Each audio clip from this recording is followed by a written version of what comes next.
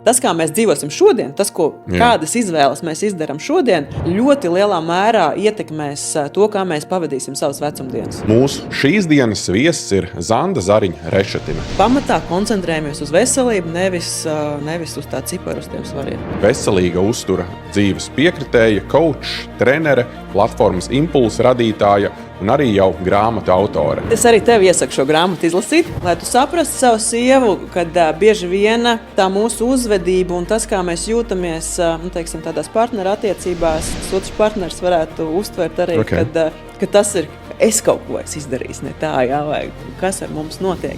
Šodien parunāsim par tādām tēmām, kā sievietes veselība un perimenopauze ietekmē mentālo veselību. Cilvēki vienmēr meklē burvju tableti. Vieglāk ir aiziet pie plastiskā ķirurga un pēc mēneša būt pa 10 gadiem jaunākam. Kādus padomus, kādus uzlabojumus cilvēku dzīvē var veikt? Bieži vien cilvēki nesaprot, ka tas liekais svars, tas nav tikai par vizuālo. Tas jau aiz sevis nes diezgan daudz hroniskas veselības kaitas. Lai vienkārši dzīvot labāk un, kā Zanda saka, dzīvot bez pauzes. Tas, ko mēs ēdam, arī ietekmē to, cik mēs labi izskatāmies. Jā. Nē, mums nav visām jābūt tur supermodeles figūrās. Jā, savs ķermenis ir jāpieņem, jāmīl, bet ir arī ar cieņu pret viņu jāizturās.